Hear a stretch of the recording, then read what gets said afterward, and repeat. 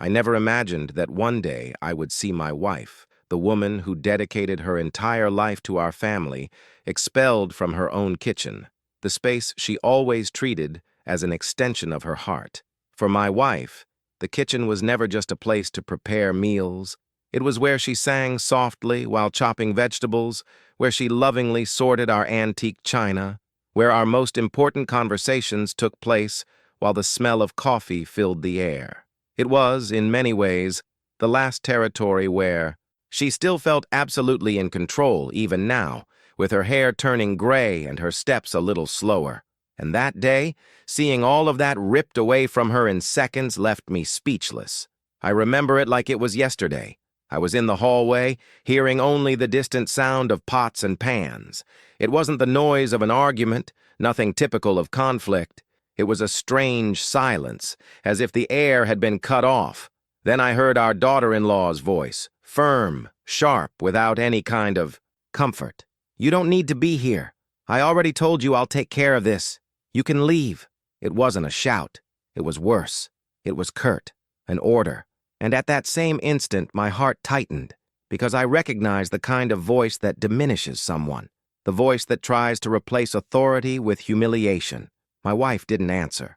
There was only a prolonged silence, so heavy that even the clock on the wall seemed to stop. When I turned the corner of the hallway and saw her, my stomach dropped.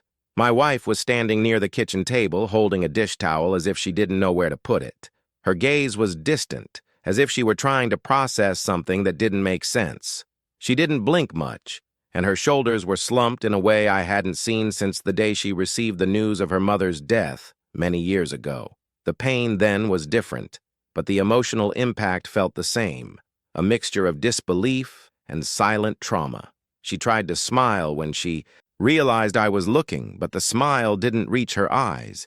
It was a broken, almost childlike smile, the kind someone forces just to avoid worrying another person. And as she slowly left the kitchen, expelled, yes, from her own kitchen, I felt something gnawing at me from the inside. Because she didn't argue. She didn't defend herself. She didn't say a word. My wife, who always fought with sweetness but firmness when she believed in something, simply accepted the blow as if it had been expected. And that destroyed me. My daughter-in-law, on the other side of the sink, acted as if nothing had happened. She didn't turn her face to watch my wife pass by. She didn't apologize. She didn't show the slightest sign of discomfort. She just kept fiddling with the utensils, rearranging the kitchen as if it were hers, as if she were claiming territory. There was something in the way she opened drawers, how she arranged pots that always had a fixed place. It was the posture of someone who wasn't just helping. It was the posture of someone who wanted to take over. As my wife walked toward me, I noticed her eyes were watering, but she wouldn't let the tears fall there, not in front of her daughter-in-law. She raised her chin just slightly, as if trying to regain a modicum of dignity, and touched my arm. She didn't say anything. She just pleaded with me with her eyes to let it go. But it burned inside me, because I knew that this woman, my partner of decades, never deserved to be treated that way in her own home. After she went into the room, I stood there for a while, watching the closed door and trying to decide what to do. The scene wouldn't leave my head. It had been too humiliating to ignore, but also too mysterious to be just an isolated act of rudeness. My daughter-in-law had never exactly been affectionate, but she had also never crossed that kind of boundary before. It was as if she were testing limits, or perhaps taking possession of something. As I reflected on this, every detail of my wife's expression came back to my mind, her stomach tightening, her deep, lost eyes, almost as if she were reliving old memories, the way her fingers trembled slightly as she placed the dishcloth on the table, trying to disguise the impact that phrase had caused. All of that triggered something in me that I hadn't felt in a long time, an urgent need to protect her, even if I didn't yet know from what. And there, in that silent moment, I realized something that deeply affected me. The humiliation hadn't been just verbal, it was emotional, it was symbolic. It affected our family history, the routine built over decades. My wife always treated the kitchen as sacred because it was the place where she could show love. And to see someone take her away from there so coldly, it was like tearing away a part of her identity. From that moment on, a feeling of unease took hold of me. It wasn't just indignation, it was a sense that something was wrong beyond what I could see. A disturbing feeling that this attitude hadn't been spontaneous, and that the kitchen, of all things, the kitchen, had something that I still couldn't understand. It was at that exact moment that I realized that day hadn't just been embarrassing. It had been the beginning of something bigger, something I couldn't yet name, but which, later that night, when I decided to look at the security camera footage, would finally take shape. When my wife left the kitchen that day, taking with her not only the dishcloth but also her wounded dignity, I felt the weight of a change that couldn't be ignored. The house, which had always had its own sound, the hum of the kettle heating up in the morning, the clinking of spoons, her soft walk down the hallways, seemed to lose its rhythm. It was as if the rooms had stopped in time, and suddenly everything became too quiet. It wasn't the kind of silence that brings peace. It was a dense, uncomfortable silence, the kind that settles in after something serious happens, even if no one dares to admit it. Every piece of furniture seemed to carry a bit of the kitchen's tension. Even the living room light seemed colder, as if the entire space sensed that something sacred had been broken. The house had lost its natural breath. My daughter-in-law continued walking around the kitchen after my wife left. But even her steps sounded different, more marked, firmer than before, as if she were deliberately making it clear that she was now the predominant presence. There. It was as if the space was being slowly reclaimed. I felt it in the details, the dragging sound of drawers being closed, the silverware being repositioned, the cupboards being opened unnecessarily. It was the first time I realized that the house, our house, was sending a silent warning. I went to the room where my wife was. The door wasn't locked, but she had closed it carefully, like someone needing refuge. When I entered, I found her sitting on the edge of the bed, looking at her hands. She wasn't crying, but her eyes had that glint that appears when someone tries to hold back an overwhelming feeling. She lifted her face, forcing that small, protective smile again. Not protection for herself, but for me. It was the typical smile of people who don't want to worry those they love. "Everything's fine," she said, but it wasn't, and we both knew it. The next few minutes in the house were like walking on broken glass. Every step seemed calculated, every gesture laden with hidden meaning. My daughter-in-law would cross the hallway, and my wife would veer off into another room without even realizing she was doing it. It was instinctive, like the behavior of someone trying to avoid a predator unseen. That hurt me more than any words spoken that day. In the living room, the television was on, but the volume was too low for anyone to actually be watching. It was just background noise, a futile attempt to fill the void that had settled between us all. My son wasn't home at that moment, and his absence made the feeling even stranger. As if my daughter-in-law had complete freedom to act as she pleased, and the whole house had to adapt to her mood. My wife tried to act as if nothing had happened. She walked through the living room, straightened the throw on the sofa, adjusted a cushion that was already perfectly positioned, opened the curtains a little more, automatic, almost mechanical movements of someone trying to regain control over an environment that no longer responds to her. But I know my wife. And I noticed something that might have gone unnoticed by others. She avoided looking towards the kitchen. For her, the kitchen had always been the heart of the home. But at that moment, it was as if that space had become a painful reminder that something was out of place. I watched her from afar, and saw the way she hesitated before going through the door. Her body leaned slightly in another direction, as if she were fleeing a memory. Even the way she breathed changed when she approached that room. It was noticeable, even when she tried to hide it. The atmosphere in the house changed, not just for my wife, it changed for me too. I felt a deep unease that stayed with me all afternoon. It was as if the walls carried echoes of something I hadn't seen, but was about to discover. I began to notice small but important details. My daughter-in-law answered 2 calls in a row and spoke softly, almost whispering as she walked through the house as if she were taking possession of the spaces. She observed everything with a look I had never seen before, the look of someone measuring territory. My hands sweated when I realized my wife had gone to sit in the backyard, even though the sun was strong. She never did that. She preferred to stay inside, near her books, the plants in the living room, the old teapot she inherited from her mother. But that day, she chose the backyard because it was the only place where she felt she could breathe without being judged. I sat beside her and we stayed silent for a few minutes. But it was a different kind of silence than in the house.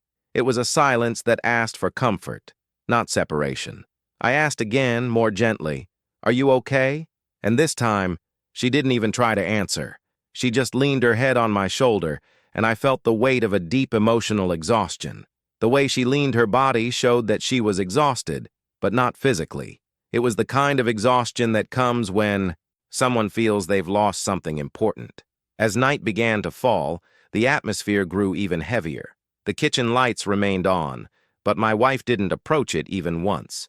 My daughter-in-law, on the other hand, seemed far too comfortable in that space, opening cupboards, handling things she'd never touched before. She was alone in there, as if she owned the house. And the more I observed, the more I noticed a strange familiarity in the way she moved. It wasn't the behavior of someone simply helping. It was the behavior of someone planning something. And it was at that moment, when my wife went upstairs to the bedroom earlier than usual, that I felt a wave of unease creeping into my chest. Something was wrong, very wrong. And that feeling, that the whole house was trying to warn me, became impossible to ignore. Later, when silence filled the house and my wife finally fell asleep, I sat alone in the living room, staring at the still-lit kitchen door. The strange atmosphere that hung in the air had turned into an alert, and that's when the decision formed in my mind. That night, I would watch the security camera footage, not because I was suspicious, but because for the first time in many years, the house seemed to be keeping secrets I needed to uncover. After that day, the image of my daughter-in-law looking at my wife with that cold expression simply wouldn't leave my head. It wasn't just rudeness or impatience or momentary frustration. It was something different, something that went beyond disrespect. There was an intention behind that look that I couldn't fully decipher, but it left me with a constant tightness in my chest. The phrase that kept echoing inside me was simple, but disturbing. She did it on purpose. And the more I tried to push that thought away, the more it returned, insistent, as if whispered by the very objects in the house. It was as if every corner, every piece of furniture, every familiar detail was trying to tell me, "Pay attention, something is wrong." And I, who have never been a man of fertile imagination, began to feel a growing unease. It wasn't paranoia, it was instinct. And instinct, when well nourished by reality, rarely errs. What bothered me most about that episode wasn't the gesture, although it was cruel, but the posture, the calculated coldness, the absence of hesitation. My daughter-in-law didn't seem nervous, irritated, or impulsive. She seemed prepared, as if that moment had been rehearsed beforehand, as if she had been waiting for exactly the chance to say those words in that way. The scene haunted me like a repeated film. Her firm voice, her hard expression, her body turned to the side, as if she were marking her territory. And the more I thought about it, the more details began to surface in my memory. Details that had previously seemed small and insignificant, but which now, placed side by side, formed a larger and more worrying picture. I remembered the day she asked for a copy of the house. Key for security reasons. At the time, I thought it was strange, but my son supported her, and I didn't want to create conflict. Then I remembered the day she casually mentioned during dinner renovations that could increase the property's value. At that moment, I thought she was just chatting, giving her opinion. But now, it all seemed part of something bigger. It also came to mind how, in recent months, she had been moving around the house differently, more at ease, more in control of the space, more attentive to detail. It was as if she had begun to mentally catalog things.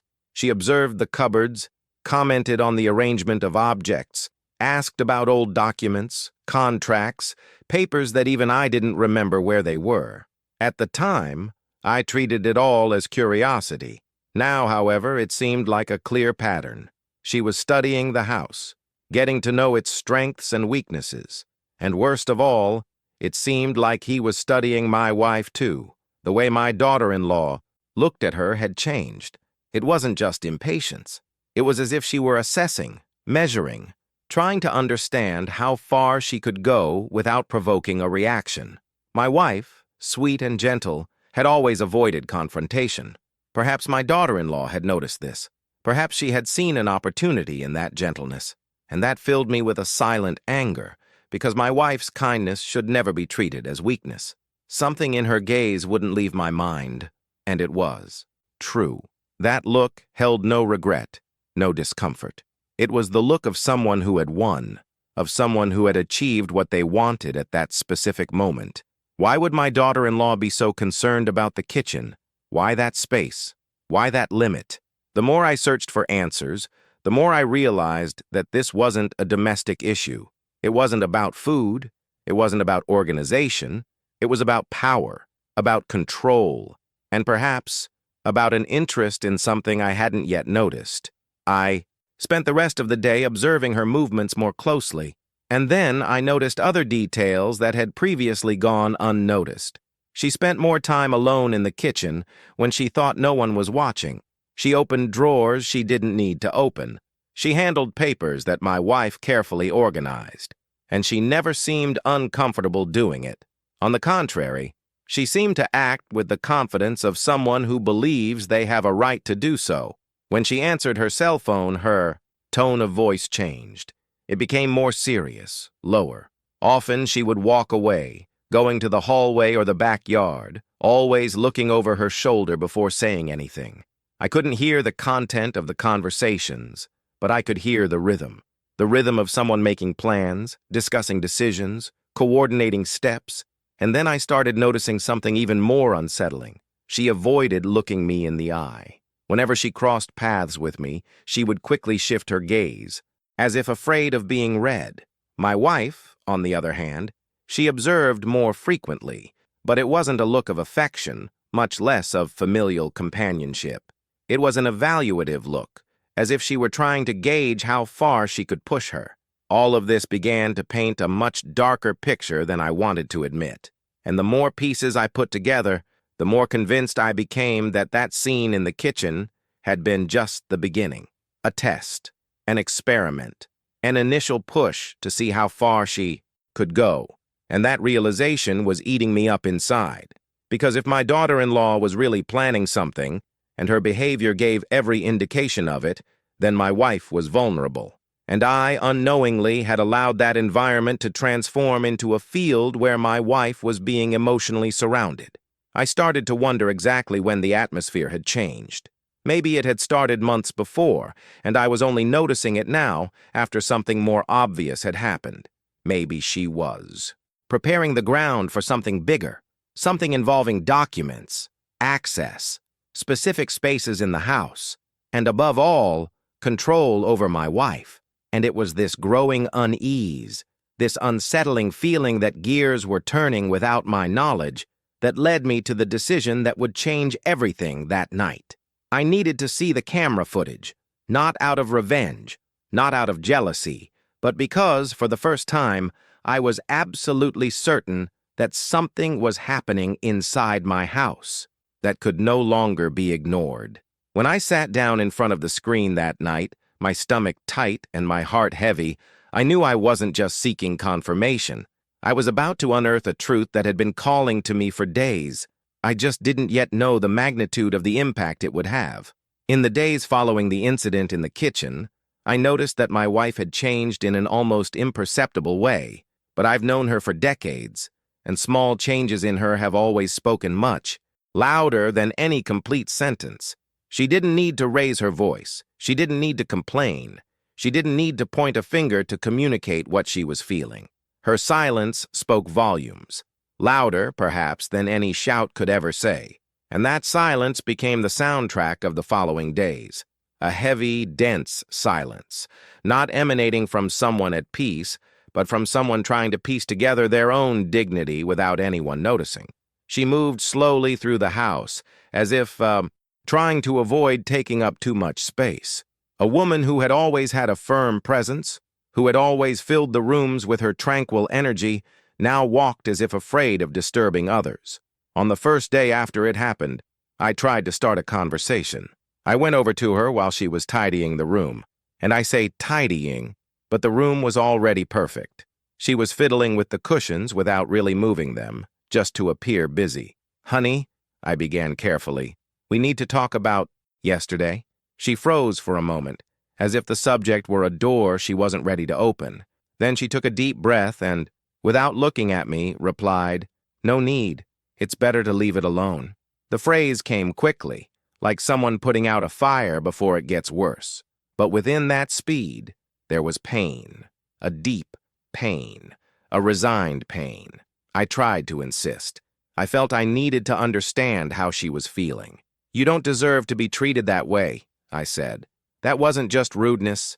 That was—" She interrupted me gently, but with a firmness that surprised me. "She doesn't want me there.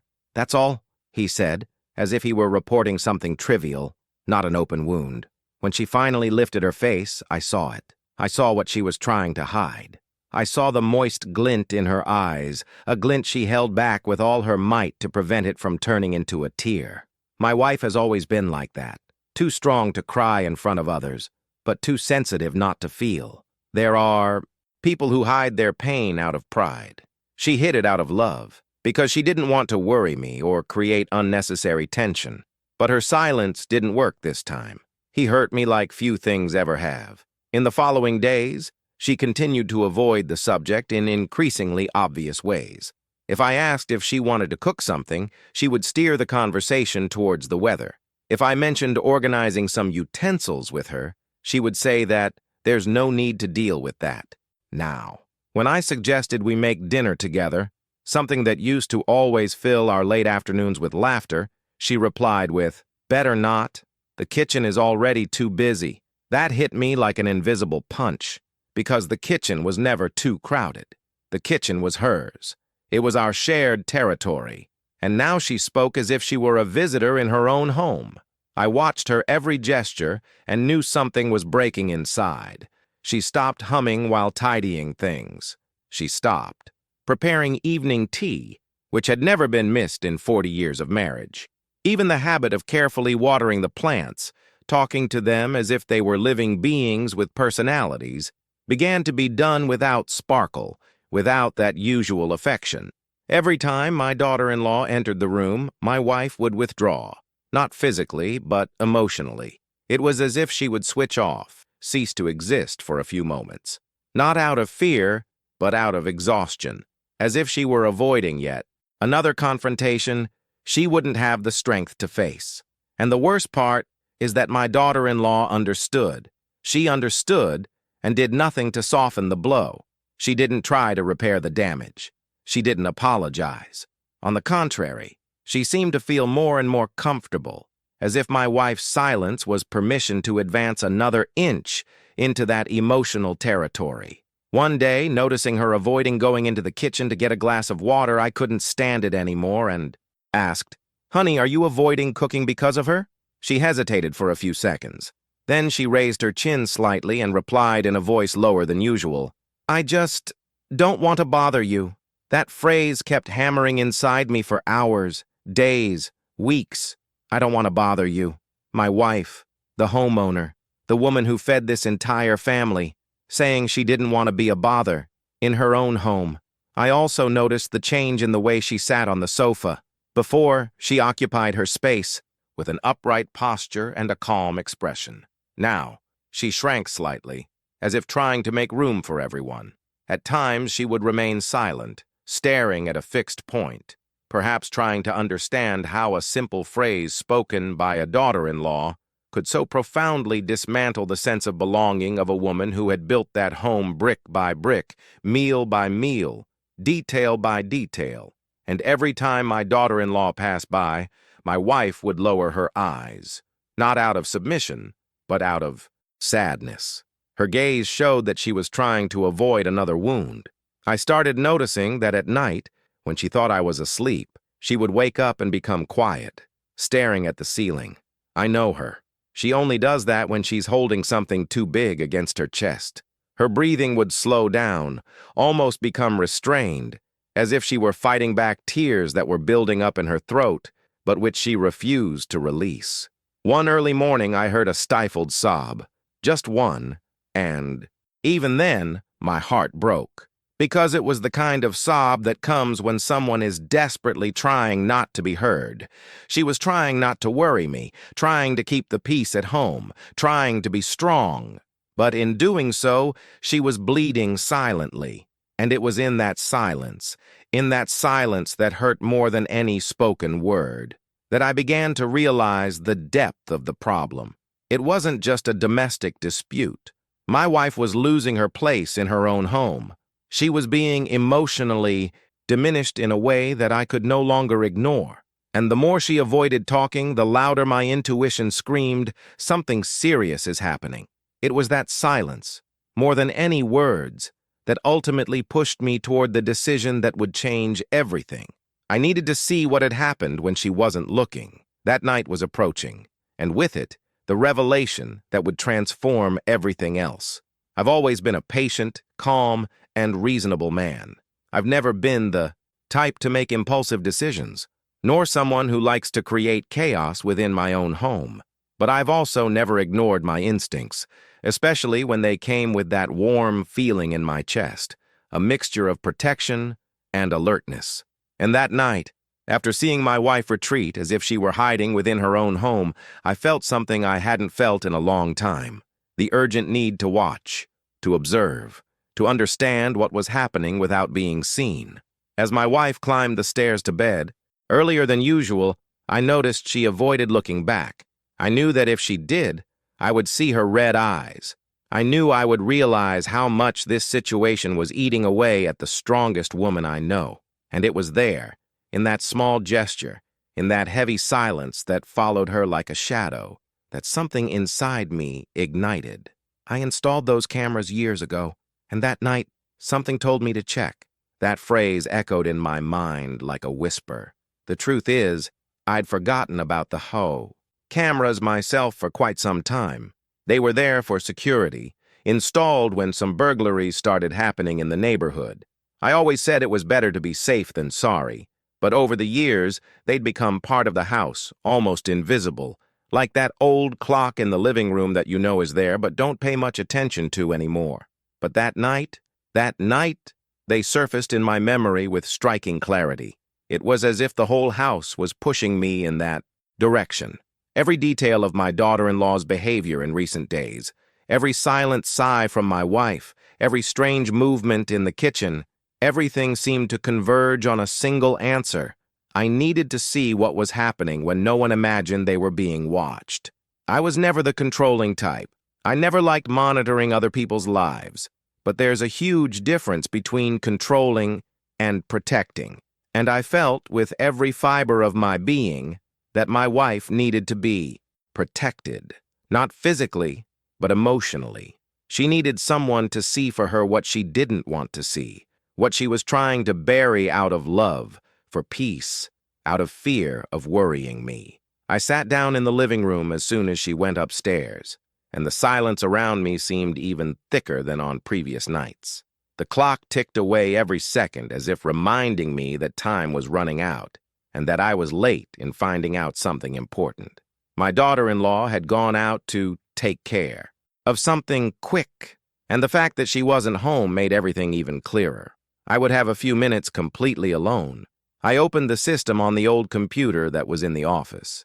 The screen took a while to load, as if waking from a deep sleep. While I waited, I felt my hands sweat slightly. Not from fear, but from anticipation. It was the same kind of feeling I had decades ago when our daughter got sick and I had to drive through the night to take her to the hospital. It was the same instinct. The instinct that says, don't wait, act now. When the panel finally opened, I felt a rush of adrenaline run down my spine, as if I were about to walk through a door that could never be closed again. The interface was simple, old but functional. I could see the cameras distributed throughout the house: living room, hallway, entrance, backyard, and of course, the kitchen. I clicked in the kitchen. The first image that appeared was from a few hours earlier, in the afternoon. My wife was working on a recipe. The camera captured her gentle smile as she reached for a pan. That small moment made my heart clench. It was a reminder of what the house used to be like, of how things should be. But then, I moved forward in time, approaching the hour of the incident. And as I drew nearer, I began to feel that I was entering uncharted territory. It was as if my body already knew that I would encounter something that would change everything. A shiver ran down the back of my neck, not a shiver of fear, but of revelation. I went back to the exact moment I heard my daughter-in-law's voice telling my wife to get out of the kitchen. The camera captured it perfectly, the firm, almost authoritarian tone, the way she didn't even look up while saying it. Everything. There was no doubt. She wanted to kick my wife out of there, and she wanted it to be in that tone, in that way, at that moment. But that wasn't all that caught my attention. It was what happened after my wife left. My daughter-in-law not only continued cooking, but she also began moving around the kitchen as if she were looking for something, opening drawers, checking containers, rummaging through documents that my wife usually keeps in the third drawer by the sink, where old recipes, family notes, and a folder with important household papers are kept. My heart raced. The camera didn't have perfect audio, but it was possible to tell she was talking to herself, or talking to someone on her cell phone. Her face was serious, focused, almost determined. She moved with familiarity, with knowledge. She seemed to know exactly what she was looking for. It was at that moment that her stomach churned. This had nothing to do with cooking. This had nothing to do with a family argument. She was rummaging through the kitchen as if searching for something of value, perhaps something that could be used later, something that might be related to what she had been observing for months. And the worst question began to form inside me. What exactly did she want? Why was she so interested in cooking? And what did she think she would find there? When I fast-forwarded through the images a little more, I saw something that made my whole body stiffen. She opened the drawer where my wife keeps household papers. She opened it, leafed through it, took photos with her cell phone, and in that instant I felt the ground disappear beneath my feet. That wasn't a disorganized daughter-in-law messing around in the wrong places. It was a woman carrying out a plan, and it was then, at that exact moment, that I realized with crystal clarity my instincts were right. My wife was being targeted by something bigger, and I had just found the first piece of the puzzle. When I finished watching that first part of the recording, in which my daughter-in-law was kicking my wife out of the kitchen as if she were removing an intruder from a place that didn't belong to her, I thought for a second about stopping there. It already hurt enough. It was already too much proof of disrespect. But something inside me told me that this wasn't the end of the problem. It was just the surface. So I took a deep breath, went back a little in time, and then slowly moved forward, almost frame by frame, as if I were examining a crime scene. And that's when, beginning of the discovery, it truly began. It wasn't with a shout, nor with a grand revelation. It began with movements, small, strange, repetitive movements. When I reopened the security system and focused on the kitchen camera, I saw her image, my daughter-in-law, alone in the room. It was after the incident with my wife. The lights were on, but there were no pans on the stove, no smell of food, nothing typical of someone simply preparing dinner. She wasn't there to cook. She was there for something else. She walked around the kitchen in a strange way. It wasn't the distracted walk of someone at home. It was a calculated gait, like someone following a mental map. She would take a few steps, stop in front of a cupboard, open it, look inside, close it. She would walk a few more steps, open a drawer, shuffle through papers, close it again. She repeated this cycle as if she were eliminating options from an invisible list. And I knew deep down that that wasn't random. If it were just curiosity, she would have opened one thing or another, fiddled with visible objects, perhaps commented on something afterward. But no, she did everything in silence, with focus, with a clear objective, as if she were searching for a hidden treasure. And worse, as if she were certain that this treasure was there somewhere. I observed more closely. She wasn't rummaging through just any drawer. She went straight to the drawers my wife uses most often. I recognized them. The third drawer on the left, for example, was never just a cutlery holder. My wife always kept envelopes, old notes, bills, and sometimes household papers she wanted to have on hand there as well. It was precisely those drawers that my daughter-in-law opened first. She leaned over the counter, supporting herself with one hand and using the other to shuffle papers, envelopes, small notepads. The camera didn't capture the written words, but I knew what was there. I knew that this wasn't a random space, and she seemed to know it too. There was something about her body that bothered me a lot. It wasn't just what she did, it was as he did it. The way he would stop for a few seconds, holding a piece of paper in his hand, looking intently at it before putting it back where it was or setting it aside. The way she would crane her neck toward the higher shelves, as if trying to remember where she had seen a specific object before. That wasn't domestic curiosity. It was investigation. I wanted to get up from my chair right there, rewind time, fast forward the recording, skip straight to the end of that night just to see where it all led. But something told me I needed to see everything calmly, every step, every look, every gesture. So I let the video continue. At one point, she stopped in front of the sink, placed both hands on the counter, and stood motionless for a few seconds. Her expression was serious, tense. It wasn't the face of someone distracted. It was the face of someone who thinks, calculates, analyzes. Then she turned her head slightly, as if checking to see if anyone was nearby, even though she was alone. That small gesture gave me chills. After that, she went to the corner where my wife keeps some recipe notebooks and old folders. There, yes, I felt my heart clench completely. That place has always been special. My wife kept not only recipes there, but also notes, cards, documents about important things that, for some reason, she preferred to keep near the kitchen, as if mixing affection and responsibility in the same place. My daughter-in-law picked up one of those folders. She opened it. She leafed through it slowly. With each page, she seemed to be looking for something specific. Sometimes she would bring her face closer to the paper, as if trying to read more carefully. Other times, she would take her cell phone out of her pocket and take quick, discreet photos, almost glued to the pages. It didn't seem like something she was doing for the first time. The gesture was too fluid, too automatic. I began to feel a mixture of anger and helplessness. The urge to step into the screen and stop it was overwhelming, but it was too late. It had already happened. All I could do now was observe and understand. At one point, she pulled a slightly worn manila envelope from inside the folder, which I recognized by its appearance. I knew that inside, my wife kept old copies of household bills, some bank statements, and documents related to a land regularization process we had done years ago.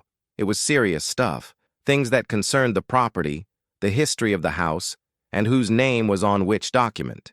When I saw my daughter-in-law open that envelope, my hands clenched so tightly on the arm of the chair that I almost felt the wood creak.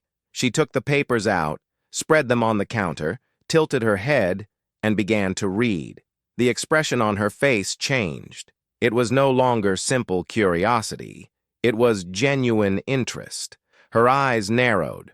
Her mouth curved slightly, not in a smile, but in a strange kind of satisfaction, like someone who has just found a piece of a puzzle. She picked up her phone again. She photographed page by page, calmly, without haste, like someone who is certain she won't be interrupted. And all the while, her body conveyed the same message. That was important to her, very important. While watching, a phrase began to repeat itself in my mind. She's not just tinkering in the kitchen, she's tinkering with our history. At that moment, the kitchen ceased to be merely a setting for family conflict and became something bigger, the stage for a silent, calculated movement that seemed connected to everything I had been noticing in recent months.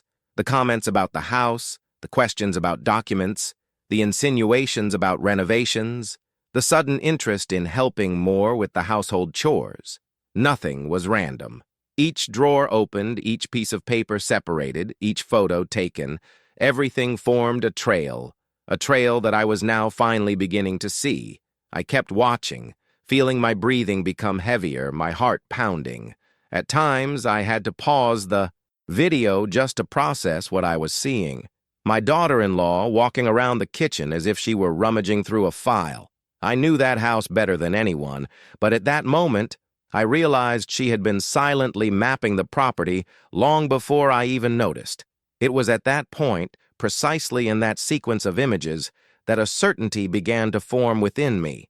The kitchen was not the target by chance. She didn't kick my wife out of there just out of spite. She needed my wife to leave. She needed that space free. She needed time, privacy, and access. And when I combined that realization with the fact that she was messing with the very places where important documents were kept, something inside me finally aligned. What I felt but couldn't explain now had form. It was the beginning of the discovery, and from then on, I knew. If I kept watching, it wouldn't just be about what she did, but about because she did. And that was the answer I was about to find. As I watched the recording, my chest already heavy and my breath short, thinking that nothing else could surprise me after seeing her rummaging through documents in the house as if she were investigating a case, something even more disturbing happened. And it was precisely at that moment that the truth began to emerge, not all at once, but in fragments, like those small pieces of a puzzle that, when they finally fit together, make the whole picture change. I had fast-forwarded the video a few more minutes, but this time I let it play at normal speed. I wanted to observe every gesture, every pause, every suspicious glance she gave me, and that's when I heard, for the first time, the faint vibration of her cell phone. She was alone in the kitchen, but the camera clearly captured when she pulled the device out of her pocket and put it to her ear, without even checking who was calling. The detail that alerted me wasn't the phone call itself, but her posture. As soon as she put the phone to her ear, she immediately looked around, as if she were certain she shouldn't be seen or heard. There was no one there, but she was acting like someone discussing something forbidden, something that needed to happen in the dark, behind the scenes, away from the eyes of anyone who might interfere. When she started talking, I realized that the camera's audio only captured part of the sounds, but it captured enough to make my stomach churn and to give me absolute certainty that this was going far beyond a fight between daughter-in-law and mother-in-law. She said in a low voice, almost a whisper, "I'll take care of it first thing tomorrow morning. They won't even notice." For a few seconds, I stood paralyzed in front of the screen. It was like hearing the final line of a thriller, that line that leaves you in shock, knowing that something serious is about to happen. I'll take care of it tomorrow morning. Take care of what? Take care of whom? Take care of some document? Some change? Some action already planned? And the worst part, who were they? Us? Me and my wife? Or was there someone else in the plural that she was including without even hesitating? My blood ran cold when I realized the true weight of those words. This wasn't a casual conversation. It wasn't someone asking for recipe tips or arranging a date. This was part of a plan that seemed to have been underway long before that phone call. After she said that, a long pause followed. Her expression became more tense, as if she were listening to instructions. She pursed her lips, tilted her head slightly to the side, and replied in an even lower voice, "Yes, I've already found some things. I just need to confirm them tomorrow." I felt a shiver run down my spine. It was no longer just the discomfort of strange behavior. It was the silent fear of someone who knows they are dealing with someone who is not just driven by emotion, but by intention, by purpose, by calculation. I moved closer to the screen. Even knowing it was pointless. I wanted to hear more. I wanted to understand more. I wanted to find some word that would clarify everything. But the camera didn't capture everything. It only captured fragments. Even so, those fragments were enough to make anyone alert, anyone suspicious, anyone unable to sleep peacefully that night. She continued the conversation. now walking around the kitchen with her cell phone tucked between her shoulder and ear as she shuffled through more papers. Each step seemed rehearsed. She opened the next drawer as if she were checking off a to-do list. Yes, I know. But she doesn't suspect a thing. Neither does he. My heart ached at that sentence. Neither does he. This could only be about me. It was about me. It was about my wife. It was about home. And at that moment, that thought flashed through my mind like a bolt of lightning. My daughter-in-law wasn't acting alone. That conversation confirmed everything I had been fearing. There was another person involved. Someone who was guiding, monitoring, giving instructions. And this person didn't seem interested in family harmony. The way she spoke indicated that they had talked before, that this phone call wasn't the first, that it was all part of something bigger, a strategy. After a few seconds, she turned her back to the camera, leaving only the reflection of her face visible in the metal part of the microwave. And even then, through that distorted reflection, I recognized something that until then I had refused to admit. She was satisfied, not happy, not joyful, satisfied. A cold satisfaction, like someone about to complete an important stage. Then came another sentence. Okay then, I'll stop by there first tomorrow morning, then we'll finalize things. The word finalize echoed inside me like thunder. My breath caught for a second, and it was impossible not to ask myself, what does it conclude? Who does it end with? Who will it end against? Until that moment, I suspected it.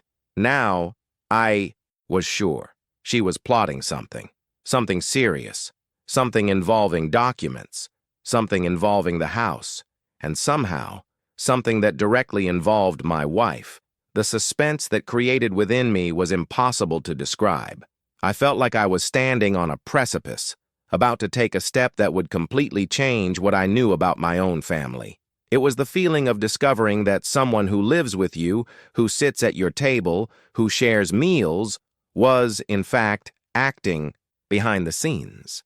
And the question hammered in my mind like an endless echo. Solve what? Finish what?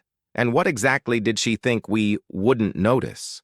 I stared at the screen, trying to find some visual clue that could help me understand, but the camera only showed her walking, speaking softly, picking up more papers, photographing others, organizing what seemed to be a collection of information.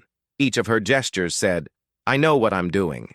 And the more I observed, the more one certainty took hold of me.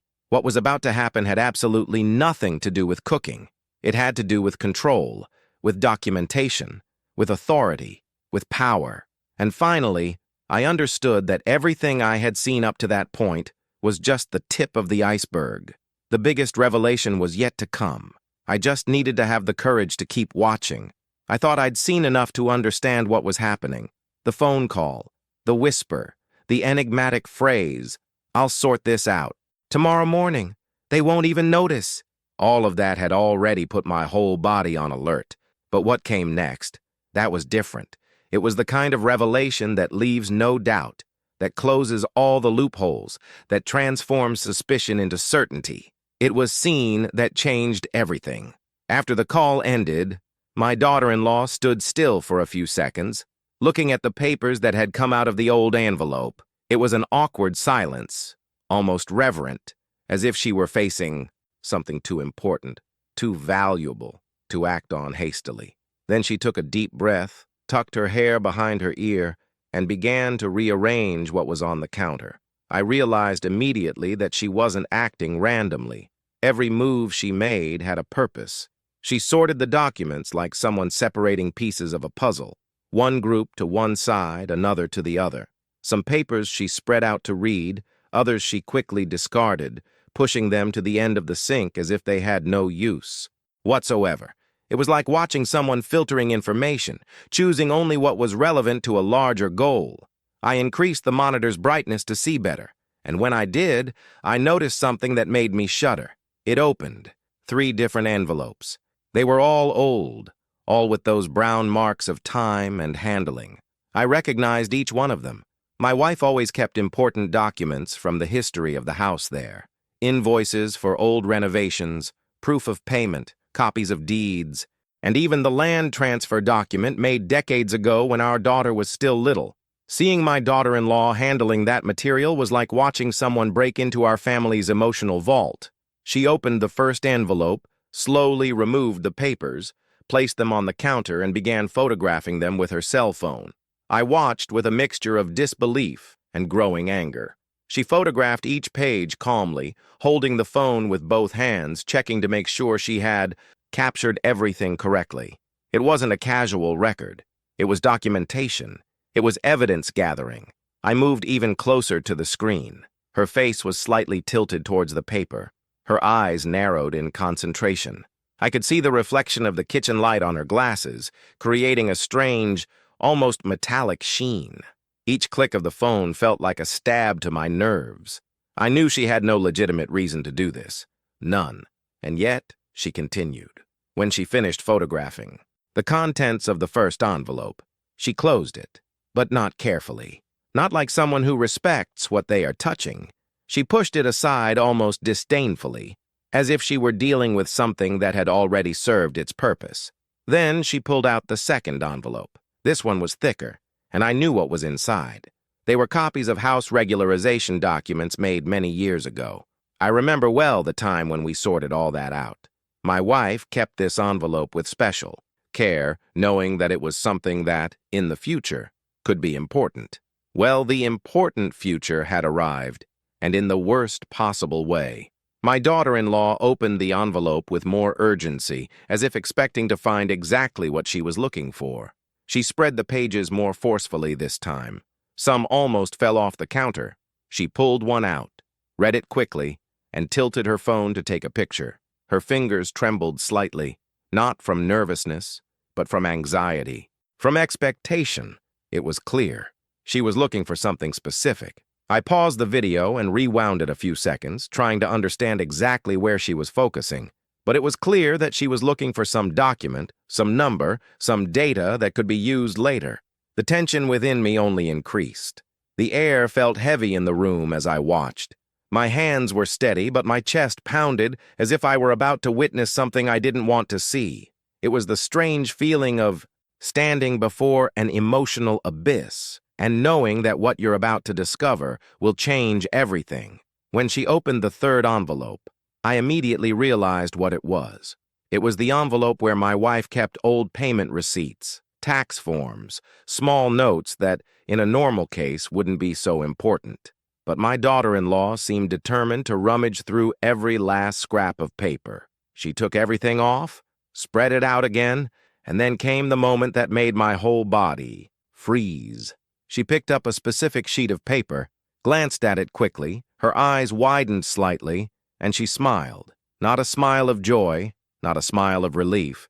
It was a discreet, satisfied, almost cruel smile. The kind of smile someone has when they find exactly what they were looking for.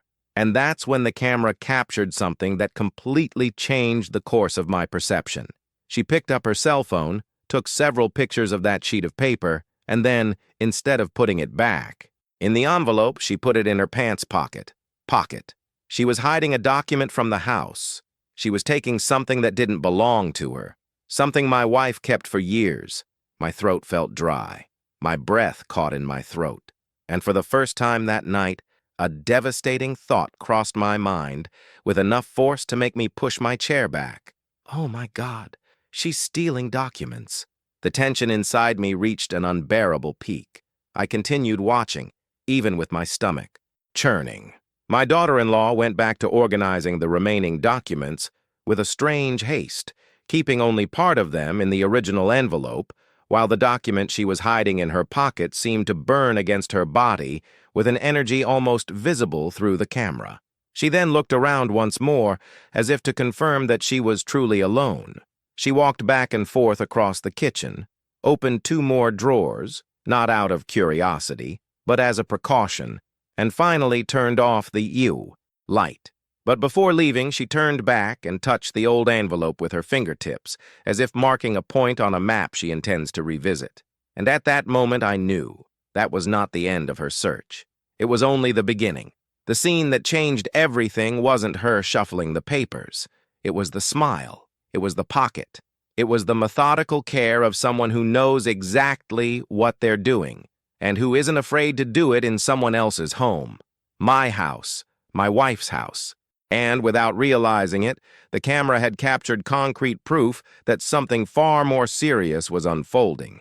And now I was sure I was about to find out why. After the scene where my daughter-in-law put the document in her pocket, I already knew something terrible was happening. But still, a part of me wanted to believe I was exaggerating, that perhaps there was another explanation, that perhaps I was misinterpreting things, making a bigger deal out of them than they actually were. It's natural to want to believe the best in people, especially when those people are family. But the truth is not intimidated by hope. The truth comes out, no matter how painful it is.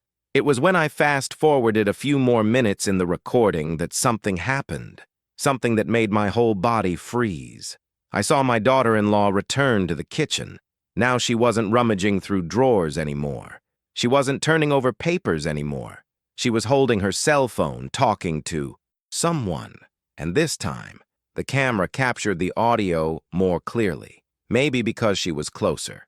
Maybe because she was speaking louder. Maybe because at that moment, the mask she was wearing had completely fallen. The first sentence I heard was delivered in an objective, cold, almost professional manner. I found the documentation. I just need to confirm the dates. My blood ran cold. Documentation. Dates. That wasn't a conversation about routine. It wasn't a conversation about family. It wasn't a conversation about something simple. It was the language of someone dealing with serious matters, legal matters. She paused, listened to something on the other end of the line, and replied, "Yes, they still don't know anything, especially her." Who was she? I knew. She was my wife. That's who my daughter-in-law was talking about. My mind started spinning. I felt a wave of indignation rising, but I kept watching because I knew there was more to come. The truth was right there, about to be revealed. Then, as if she were explaining a plan that was already structured, she said, "Tomorrow morning I'll go to the city hall to request the property history. If everything is as you said, we can move forward." Property history. My heart pounded so hard I could hear the echo inside my chest. She was messing with at home. The house we built over so many years. The house where we raise our children. The house where my wife lovingly placed each kitchen tile, as if putting down roots. And my daughter-in-law was talking about moving forward, a plan involving old property documents. Next, where to? For what purpose? To remove whom from where? I felt my whole body heat up. It was anger, fear, disbelief, all mixed together. But above all, it was shock. She then leaned against the counter and said more quietly, "I already have the photos. If anything is missing, I'll get them tomorrow morning before they wake up. Before we wake up." In other words, she planned to return. Back to the kitchen. Back to the drawers. Back to documents. Going back to complete a puzzle that I was now realizing what it was. She was trying to construct a narrative that would most likely harm us. And that thought became even clearer when she uttered the following phrase, a phrase that, to this day, resonates in my mind like a warning I will never forget. "I need to put everything together properly. If it looks like she's the one who lost, it'll be easier." She, again, my wife, the woman who would never hurt anyone, my wife, who holds no grudges against anyone, my wife, who has such natural honesty that she has never needed to justify anything. And yet, there was my daughter-in-law, planning to make it seem that I had lost something, some paper, some proof, some document that, in the right hands or the wrong hands, could change the course of everything. I rewound the video several times to confirm that I had heard correctly. He had. Every word, every intention, each fragment. Then my daughter-in-law continued, "The kitchen is perfect for this. There are old boxes, old paper. Anything can be attributed to the mess. They won't question it. The narrative is practically already set." The kitchen. The kitchen where she kicked my wife out to clean. The kitchen that she took over that day. The kitchen where she spent hours rummaging through everything. That wasn't about the home environment. It wasn't about family life. It wasn't about differing opinions. It was about strategy. It was about access. It was about evidence. My daughter-in-law was setting the stage, a theater, a fabricated story where my wife would be seen as responsible for something that would benefit my daughter-in-law or someone who was helping her, and this someone seemed to be on the phone. Her voice changed tone when she heard a response from the other end of the line. It became more serious, more tense, more focused. "I know it's risky, but if we don't do it now, it will be impossible later. He starts to get suspicious easily, and she doesn't have the same memory as before." I had to hold on to the edge of the table when I heard that. She doesn't have the same memory as before. My wife has always been organized, careful, and detail-oriented. She wasn't losing her memory. She was just losing space, emotional space, space of respect, space of dignity within her own home. My daughter-in-law was using her emotional vulnerability as a weapon, as a pretext, as justification for manipulating the house's documents and possibly the history of the property. I felt a wave of protection so intense it seemed to pierce my chest like fire. I kept watching, even though I wanted to smash the monitor, and then came the final blow, the phrase that removed any remaining doubt. "If it works out, the name will go to us without dispute. The name is passed on to us." She was referring to the name of the property, from the name of the house, from the scripture.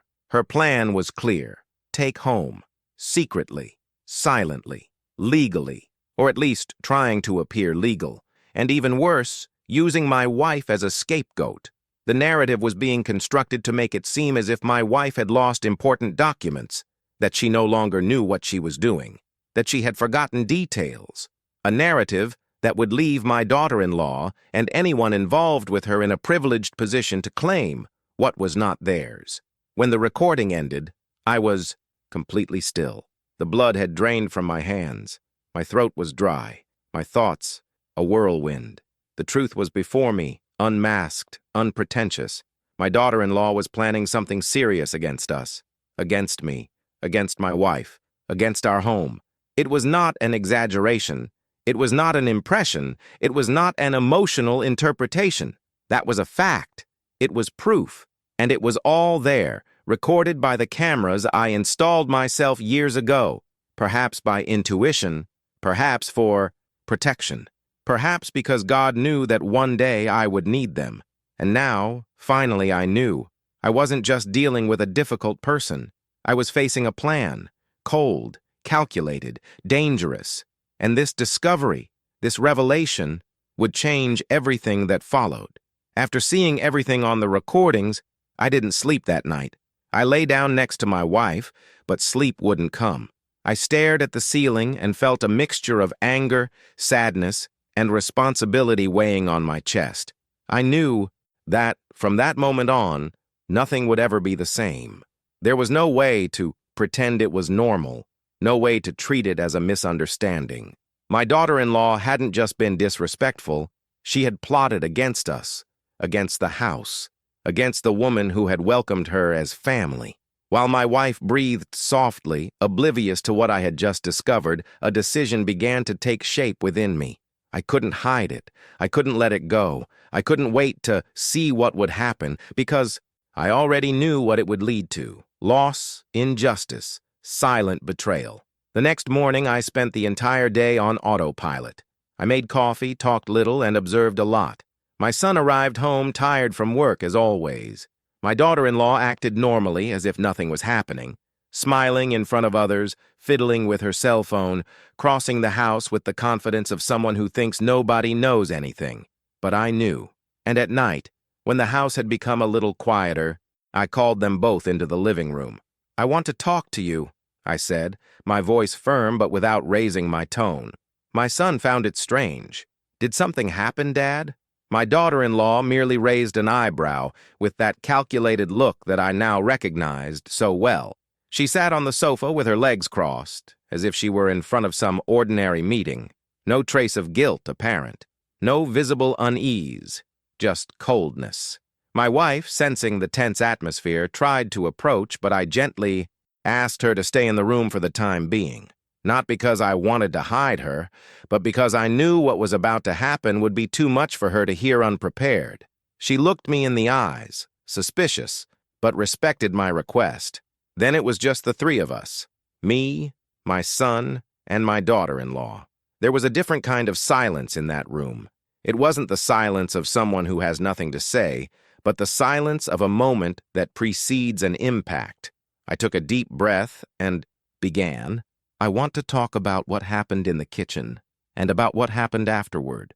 My daughter-in-law crossed her arms without looking away. If it's about that day, it's already clear that it was a misunderstanding, she said in a cold, almost impatient tone. I was just trying to help. Your wife took offense for nothing. My son looked at her with a bit of discomfort, but didn't say anything. I kept my gaze steady. Help? I asked. By kicking her out of her own kitchen? She gave a short, forced smile. Nobody kicked anyone out. I just said I could take care of things. She's sensitive, you know that. The word sensitive came out of her mouth as if it were a flaw, as if it were a justification for everything. My son tried to soften the blow. Dad, I talked to her afterwards. Maybe that was the only way, but it's not that big of a deal. We can resolve this by talking. I looked at him calmly. I agree. That's why we're talking. But it's not just about the way she spoke. It's about what she did after my wife left the kitchen. My daughter-in-law froze inside at that moment, but tried to maintain her composure. I saw her jaw muscle twitch, as if preparing for a debate. What are you talking about? She asked, in an almost defiant tone. That's when I used the phrase that completely changed the atmosphere in the room. I saw it on the cameras. The silence that followed was unlike any other. My son's eyes widened. Cameras? He repeated. What cameras? The house's security cameras, I replied. The same ones I installed years ago when the neighborhood started having problems with burglaries. One of them is in the kitchen. My daughter-in-law's face lost some color for a second. It was quick, but I noticed. She blinked more often than usual. The coldness, however, didn't disappear. She simply adjusted. Are you saying you were spying on me? She retorted, trying to turn the tables. That you invaded my privacy? I kept calm. I didn't break in. I saw what happened inside my own house. And what I saw was you rummaging through drawers, turning over documents, photographing papers and putting one of them in your pocket. My son turned to her immediately. Is that true? He asked, his voice trembling. She didn't answer immediately. Her gaze hardened. Her posture changed. The mask of the cordial daughter-in-law finally fell away. I can't believe this is happening, she said, rising from the sofa. I help around this house. I cook. I clean. I work hard. And now you're accusing me of theft? Based on camera footage that nobody even knew existed? Nobody knew because I never needed to talk about them, I replied. Until now, she gave a short, nervous laugh. You're twisting everything. I was just tidying up. That kitchen is a mess of old papers. Anything can get lost in there. If I picked up any paper, it was by accident. I looked her in the eyes. Accidentally isn't an expression that suits someone who takes a picture of every page, keeps one in their pocket, and then calls someone saying, I'll take care of it first thing tomorrow morning. They won't even notice. This time, her expression completely collapsed. My son, in shock, turned to me. Dad, did you hear that? I heard, I replied. And I also heard when she talked about property history, name change, narrative, and if it looks like she's the one who lost, it's easier. The room felt small. The air grew heavy. My son put his hand to his head, trying to piece things together. That's when her reaction came, and it was explosive. That's enough, she shouted, losing control for the first time. You're not going to turn this against me. You've always looked at me like I'm an intruder in this house. Always, from day one. She pointed her finger, pacing the room as if looking for someone to blame. Your mother never truly accepted me, she yelled at my son. She always made a point of reminding me that this house is hers, that everything here is hers. Do you think that's fair? Do you think it's fair that she keeps everything in her name? Do you think it's fair that we live like guests? She turned her face towards me, hatred in her eyes. I just want security. I have a right. You're old. She is too. You don't even know how to handle paperwork properly. If I don't sort this out, it'll be too late. My son tried to come closer. Solve it. How? He asked, his voice choked with emotion. By secretly obtaining documents? Trying to change property ownership without talking to us? Making it seem like my mother is negligent? She tried to defend herself once more, but now the tone was one of attack, not justification. If the house were in our name, we could take better care of everything. You don't see that. You cling to bricks as if they were souls. I interrupted her firmly. And what you were doing wasn't caring. It was fraud. She took a step toward me, her face flushed and her eyes brimming with tears. Of anger, not regret. I'm not going to stay here being treated like a criminal, she exclaimed. You have no right to record me, to expose me, to use this against me. I'm not using anything, I replied, my voice lower but firm. I'm protecting my wife, her home, her history, and I'm opening my son's eyes. My son finally couldn't keep quiet anymore. You were going to do this without telling me? He asked, his voice breaking. You were going to change documents, talk to the city hall, make up a story, and leave me out of it? She took a deep breath, but didn't answer. Her silence spoke for her. At that moment, I realized that the discussion was no longer just between father-in-law and daughter-in-law. It was between intention and truth, between fabricated narrative and concrete proof, between someone who wanted to take possession and someone who finally decided to expose what had been hidden, and the truth was exposed, but in the middle of the room. My daughter-in-law could scream, deny it, try to turn everything around. But from that moment on, no one could say they didn't know what was happening, and what would come after that confrontation would no longer be her choice. It would be our choice. After the confrontation in the living room, after the shouting, the accusations, the broken glances, the house was filled with an almost deafening silence. But this time it wasn't the silence that precedes a storm. It was the silence that follows it. The silence that comes when the damage has already been done, when the words have already been spoken and it's no longer possible to pretend that nothing happened. My daughter-in-law stomped upstairs to her room. My son stood in the middle of the living room with his hands on his head, trying to understand when his own house had become a war zone. I, for my part, felt a kind of cold shock. The truth had been exposed. There were no more masks. But the hardest part was still to come, telling everything to the person who least deserved to suffer from it, and at the same time was the one most affected by it all, my wife. I walked slowly to the room. Each step felt too heavy. The door was only slightly ajar. When I touched the doorknob, I felt like I was opening a wound. I took a deep breath and went inside. She was sitting on the edge of the bed exactly as she had been that day she was kicked out of the kitchen. Her hands were clasped in her lap, her head bowed. She wasn't crying yet, but her silence had a weight that only someone who has lived alongside her for years can understand. She didn't ask anything. She didn't say, "So," or "What happened?" She simply looked up at me, and in that look, I already knew. I sat down beside her carefully, without rushing. For a while, we just listened to the distant noises of the house. A footstep in the hallway, a door closing, a glass being placed in the sink. Common things, but which seemed incompatible with what was happening inside us. I was the first to speak. I saw the recordings. My voice came out hoarse. I know what she did. I know what she was planning. My wife's eyes filled with tears at that very moment, as if they were waiting for confirmation that her heart had long since given, but that her mind refused to accept. A tear slowly rolled down her cheek, as if it had found there the path it already knew from other old sorrows. She closed her eyes for a moment, as if trying to prepare herself to hear the worst. I always suspected it, she whispered, her voice trembling. I always felt something was wrong, but I didn't want to believe it. Those words pierced me like a knife, because in a way I had felt them too. It just took me longer than I should have to confront them. What did you feel? I asked carefully. She took a deep breath, trying to organize her memories, like someone rummaging through internal drawers. It's been months, she began. Months since she changed towards me. It wasn't overnight. It was little things. Here, little things there. First, those comments about how I tired myself too much in the kitchen. Then the jokes about me forgetting where I'd put things, as if I were a lost old woman in my own house. Her voice faltered, but she continued. I realized she was watching me. You know that look that isn't one of affection or respect? It's an evaluating look. I felt measured, judged. Every time I opened a cupboard, it seemed like she was taking notes in her head. When I put away a document, she asked where it was.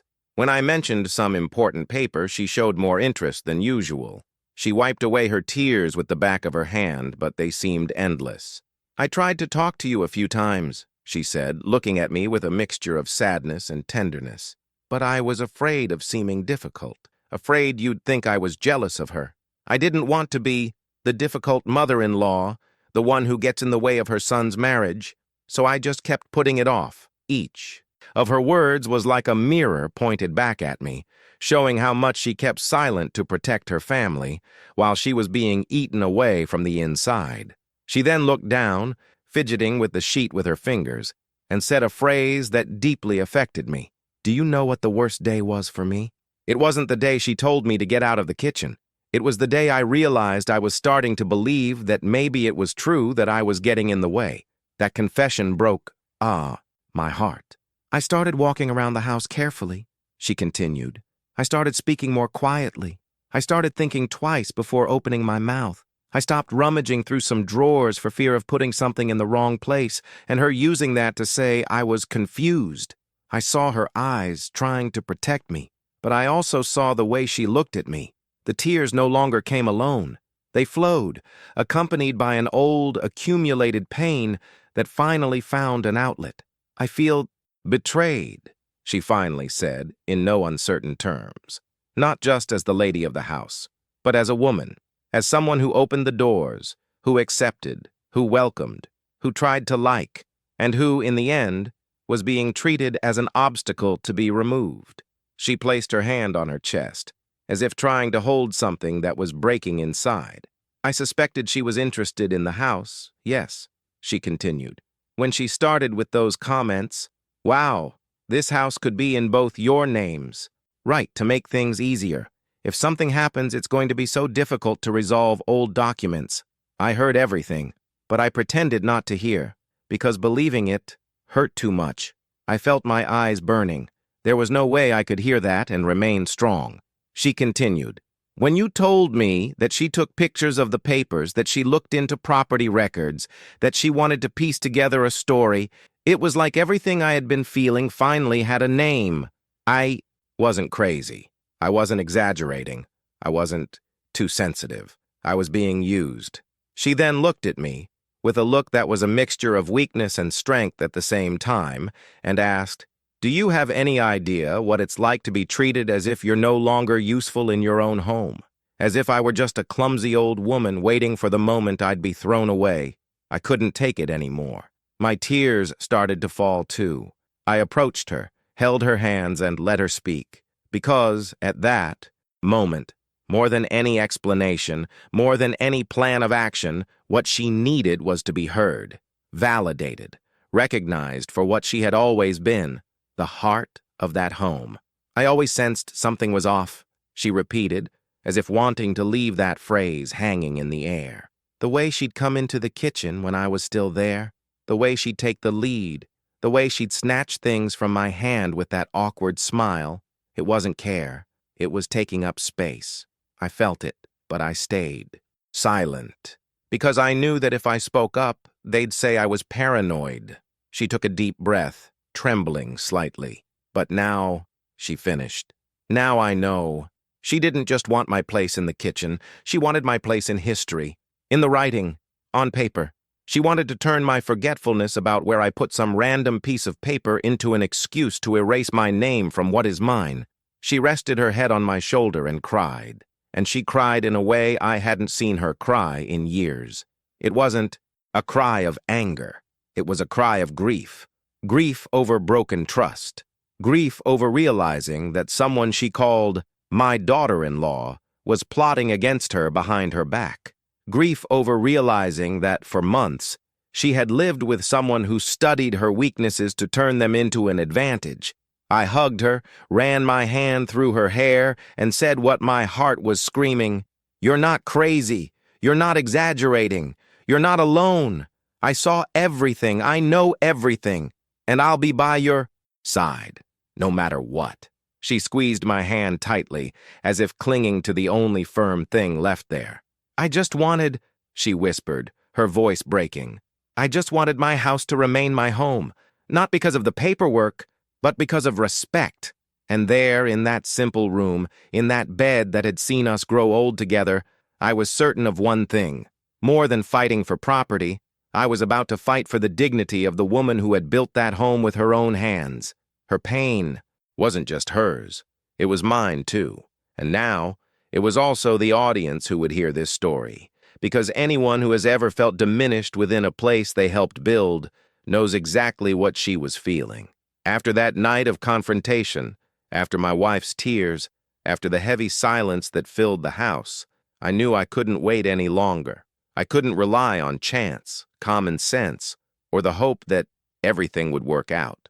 What my daughter-in-law was planning was serious enough to cause permanent damage, not just emotional but legal.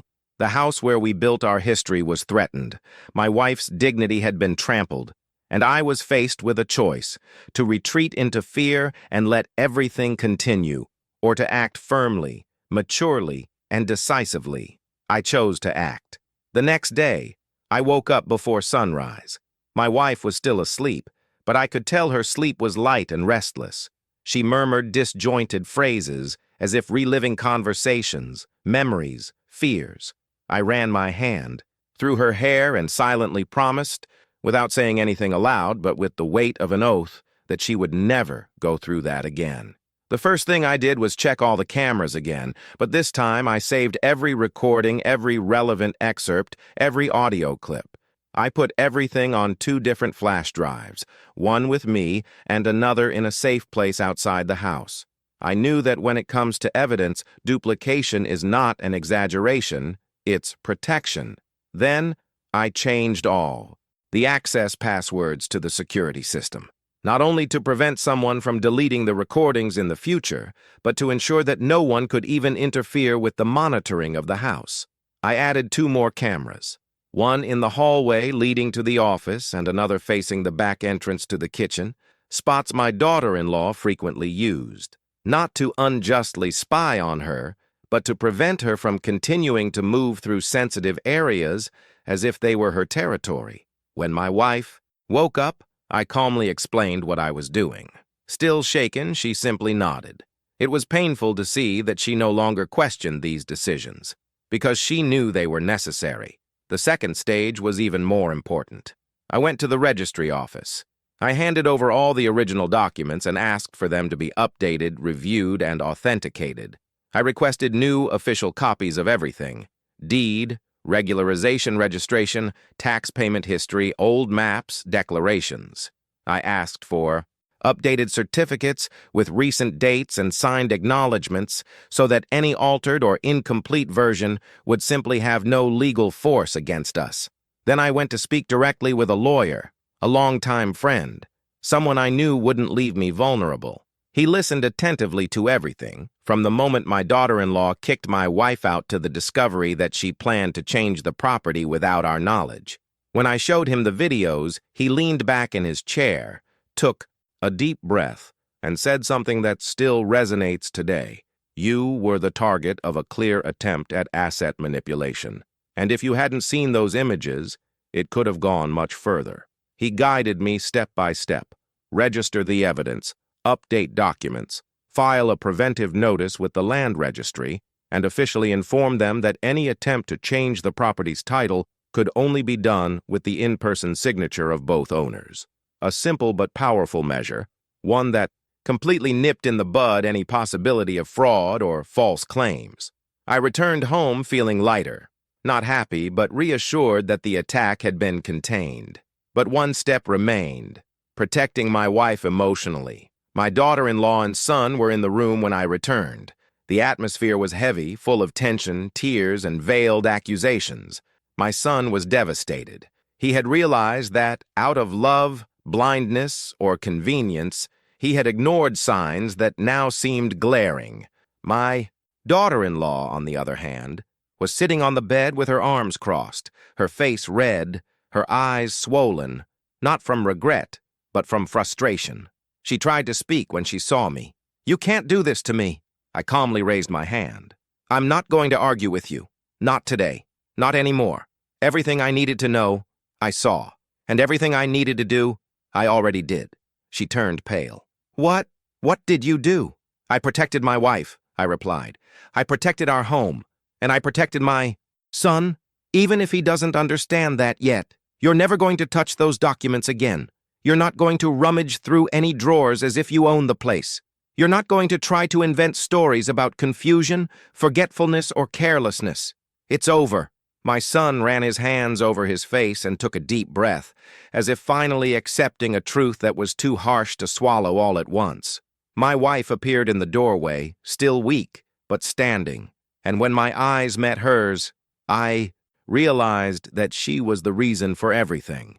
She was the soul of that house, the silent strength, the woman who, for decades, had sustained everything with love, and who now needed me as never before. She approached me slowly, took my hand, and said something I'll never forget.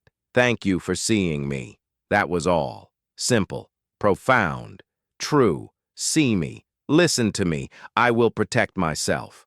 And at that moment, I understood with painful clarity that the greatest violence someone can suffer is not a shout, a punch, or an accusation.